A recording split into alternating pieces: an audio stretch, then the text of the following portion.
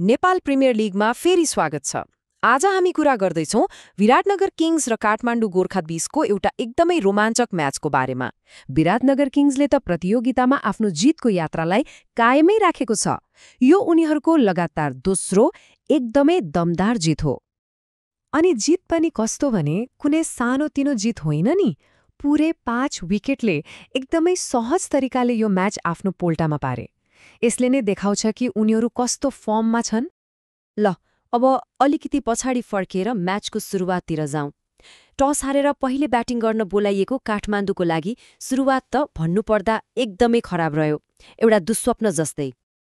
खेलको सबैभन्दा crucial phase मतलब पावर प्लेमा काठमाडौँको ब्याटिङ लाइनअप त पुरै लथालिङ्ग भयो। सोच्नुस् त, पहिलो 6 ओभरमा जम्मा 22 रन बनाउँदा उनीहरूका 3 जना टप ब्याट्सम्यानहरू आउट भइसकेका थिए।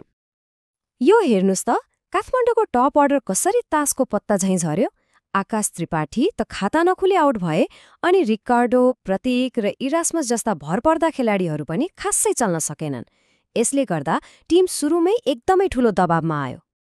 अब यस्तो गाह्रो अवस्थामा बेन चार्ल्सवर्थले चाहिँ 32 रन बनाएर इनिङ्सलाई सम्हाल्ने एउटा राम्रो प्रयास गरे।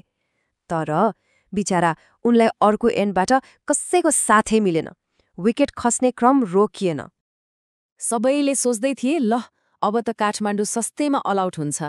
तर त्यही बेला मैदानमा आए आदिल आलम अन्सारी। के खेले उनले!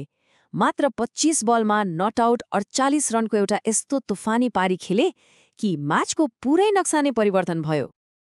हो, आदिलको त्यही विस्फोटक ब्याटिङको कारणले काठमाडौँले अन्तिम 5 ओभरमा 63 रन जोड्यो अनि आफ्नो टोटल स्कोरलाई 134 रनको एउटा सम्मानजनक अवस्थामा पुर्यायो। जुन स्कोर सुरुमा एकदमै थोरै देखिन्थ्यो, अब त्यो एउटा फाइटिङ टोटल बनिसकेको थियो।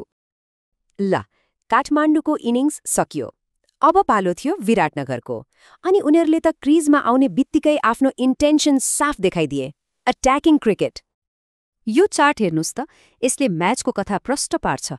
विराटनगरको जितको जग नै मन्सी र गप्टिल बीचको त्यो 53 रनको विस्फोटक पार्टनरसिपले बसालियो। यही पार्टनरसिपले काठमाडौँको बलरहरूको मनोबल मात्र तोडेन, म्याचलाई पुरै विराटनगरको पक्षमा ढल्काइदियो। यहाँ दुई टिमको ब्याटिङ अप्रोचमा आकाश जमिनको फरक देखिन्छ।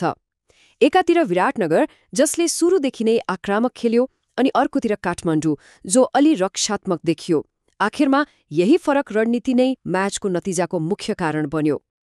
अनि विराटनगरले यो लक्ष्य त कुनै खासै दबाव महसुस नगरिकनै भेटायो।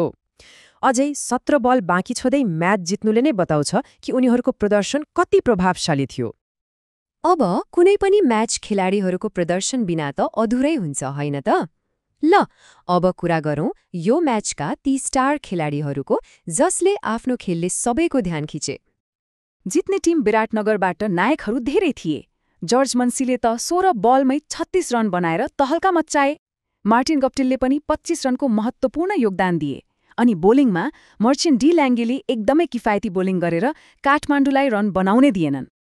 म्याच हारे पनि काठमाडौँबाट केही खेलाडीहरूको प्रदर्शन भने साँच्चै गजबको थियो। आदिल आलम अन्सारीको त्यो नटआउट 48 रनको पारी त बिर्सनै सकिन्न। अनि साहब आलमले पनि एकदमै कसिलो बलिङ गरेर आफ्नो छाप छोडे। ठिक छ, म्याचको कुरा त भयो, तर यो एउटा जित र हारले पुरै प्रतियोगितामा कस्तो असर पार्छ त? ल, अब अङ्क तालिकामा यो नतिजाले के फरक पार्यो त्यो हेरौँ। यो नतिजापछि त दुई टिमको यात्रा ठिक उल्टो दिशातिर गएको छ। एकातिर विराटनगर छ, जो जितको लयमा छ, अनि अर्कोतिर काठमाडौँ, जो लगातार 2 म्याच हारेर एकदमै ठूलो प्रेसरमा छ। अनि यो जितसँगै विराटनगर एउटा खास समूहमा पनि परेको छ। सुदूरपश्चिम रोयल्सपछि उनीहरू यो सिजनको आफ्नो सुरुको 2 म्याच जित्ने दोस्रो टिम बनेका छन्।